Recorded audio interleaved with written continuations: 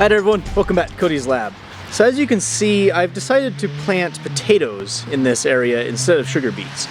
Mostly because this is the largest gardenable space I've got, and I sort of wanted potatoes to be my main crop this year.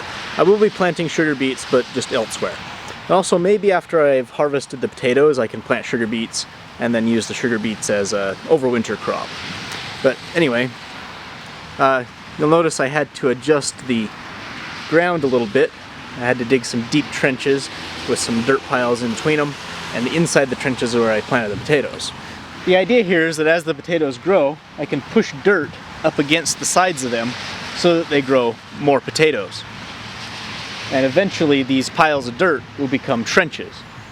This will also help with weeds and everything, so this ought to grow quite a few potatoes for me. So as you can see here, I've got a big pile of sand that I had delivered. I was talked into doing the sand because sand has a higher specific retention than gravel. Basically it holds onto the water a little bit better, and so it'd be better for starting the plants, you know, so it'll stay wetter for their roots and they won't dry out as quickly, which is good, but there is a bit of a problem. I'll go show you. So these buckets over here, those are fine. The water's going right through them, that's great. But that's because I've done something to them. Over here, the buckets are just straight sand. There's nothing but sand in the buckets, and as you can see, this one on the end is actually overflowing, which is a problem. I mean, there's only 10 buckets here, and the pump's output is going into them, so these are being filled faster than they ever will be. But it's still, I'd rather them not have the possibility of overflowing. I'd like them to act more like this. And what I've done here on these ones is I've added a layer of gravel where the screen is. Essentially like a filter pack in a well. And it seems to be working just fine. So just a couple of handfuls of gravel around the screen solves my problem. Okay, so I'll show you what I'm doing here. So I'm just throwing a little bit of sand, like so. You can see my little screen there, which I'm going to keep above a layer of sand, just like that.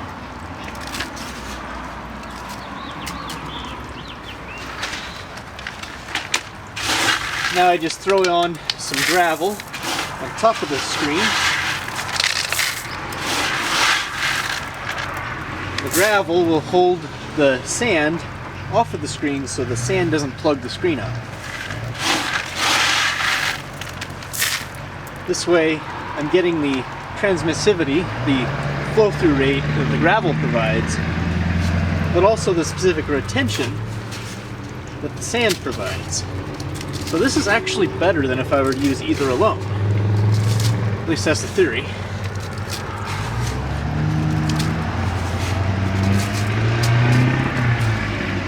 I think it'll work. Either that or I'm making a big mistake again. Yeah, looks like this is doing pretty good.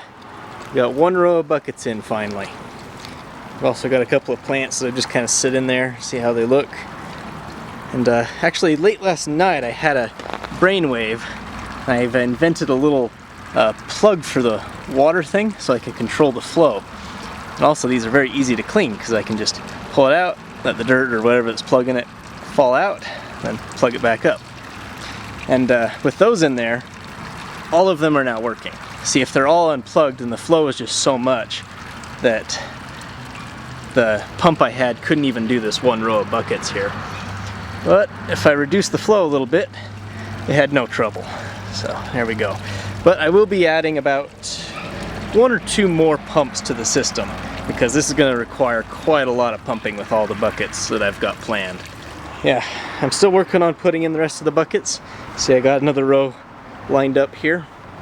I think before I get working on that though, I want to take out this tree branch here. That'll give me an extra hour or 2 of sunlight. That'll make a huge difference to the amount of stuff I'm able to grow. So yeah, I'm gonna climb up in there and start chopping at it. Shouldn't be too hard. There's a power line here I gotta watch out for. I'll set the time-lapse camera up. I don't know where I'm gonna put the time-lapse, but I'll see when this branch is gone. That was downright exhausting, and I've got another mountain of sticks to deal with. But I've managed to clear up quite a bit more sky. Look at that. All of that was covered and now is free. That'll make a huge difference. Well, let's finish these buckets. Okay, the buckets are in. If you come over here, you can see that the water is only making it to this bucket right there. But like I said before, I have a way to fix that. So I've got a piece of wire here. This is just some copper wire coated in rubber, and I've bent the end of it over right here. See, I just stick this up in there, restricts the flow. I'll just curl that around so it stays in place. And I reduce the flow there. If I keep doing this, you can actually see over here that a little bit of water's making it to that already. I installed a peep hole right here so that I can attach my hose and blow out all that plastic and any sand or anything that gets stuck inside this corrugated tube here. Just like that. Looks like they're all going. I haven't noticed any leaks. So you know what? I think it's time to start putting in some plants. So we are currently in the process of putting some plants in. Let's see, Kengan's bringing over the plants. Where do you want it? I just set them there, that's fine. Look at this. With that branch gone, the light actually does get over here. And for a couple of hours it looks like. You'll also notice that all the plants are now in the buckets. Yes, I purchased plants. That's about $100 worth of plants here. I could have grown them from seed, but I'm getting so late in the year. I've only got around 14 weeks till the next frost. I know my parents have a greenhouse, but I haven't been out there to work on it, so maybe next year. Anyway, I've got both pumps running now. You can see this one over here is actually really spraying. Before I turned the second pump on, this over here was just drizzling because this is the farthest from the pump. But what I like about that is that one pump will water every bucket. That way if one pump goes out, I'll have another one that can take over. So it's redundant. Excellent. But it looks like that's about the limit of one pump. So I am going to need probably 3 pumps to do this whole system once I'm done. You can see I'm going to be putting in another row of buckets alongside of here and over here. I did start putting in the mulch. I decided not to do it over here because I'm just going to have to dig it away to put the second row of buckets in, which I hope to get done by next week, but who knows. It takes a lot of work to get this done. I did mulch all the areas that I'm not going to dig back out, so like where this crosses the walkway here. Now keep the sun off of it so I don't leach plastic into the water. It's probably not really a problem. Better to minimize it as much as I can. So along this back row I have tomatoes, cucumbers, and I've got 2 pots of sweet potatoes. Mostly because I didn't have anywhere else to put them. But yeah, the tomatoes and cucumbers are all going along this back row here because they're going to grow up rather tall. I'm going to put up some trellises, some cages for them to grow up onto. So I wanted to put the tall things towards the back. Over here where I'm only getting a couple of hours of sun per day, I've got my leafy stuff like your that's basil, mint, kale, I think oregano, things like that. Right here is where it gets the most sun, so this is where I put my peppers. I got sweet and hot peppers over here.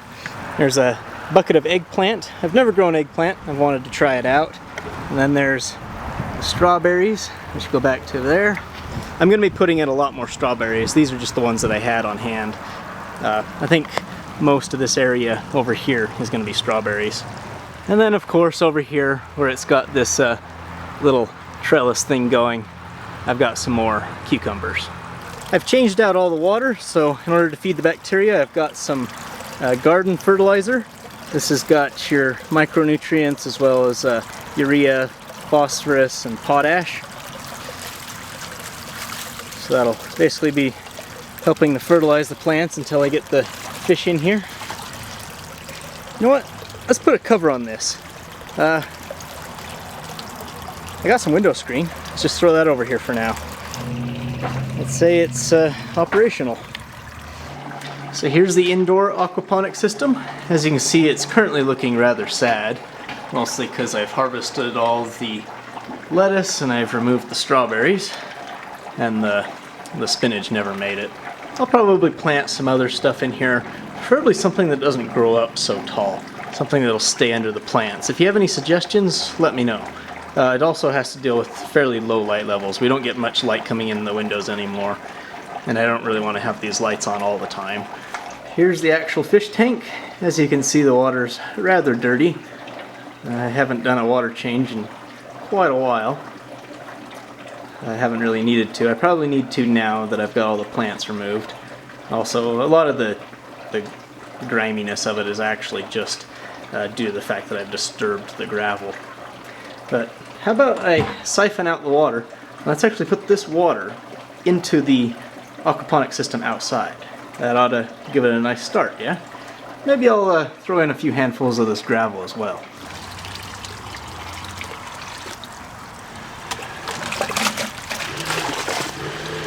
There it is. I'll probably get some clamps from the store so I can stretch this tight so it'll actually not fall into the water. So right now I'm doing a quick chemical test to see what kind of sand I've got here. So I'm just going to add a little bit of hydrochloric acid. That fizzes vigorously. Okay. That tells me there's a lot of carbonates in it. So this is a lithic based sand, so it's basically just ground up rock. Looking at it, it's mostly silica, so it appears to be, yeah, there's the Swan Peak quartzite there, these blue bits, yeah, like these dark blue pieces in there. Those are the Mississippian limestone, and it looks like there's a little bit of feldspar, maybe some bits of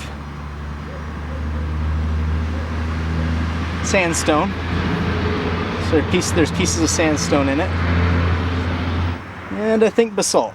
So, you know, very indicative of southern Idaho, which is where this came from. All right. So that tells me a lot about what kind of stuff I'm going to have to add to the water. It looks like calcium and probably magnesium are things I'm not going to really need to add. There is enough limestone in it to keep the pH at about 7.5. So it's basically going to be like a massive pH buffer. Alright. Well, it won't keep the pH from going above 7.5. So I'll have to watch for that. It's been a while since I've posted on my channel, so I'll probably upload this video as soon as I get it done, which is going to be probably around 8 or 9 o'clock tonight, Mountain Time. So it's going to be another late night video. I think I'll post the time-lapse to the end, so we'll probably have a little bit longer ending video than usual. But hope you enjoy. I'll see you next time.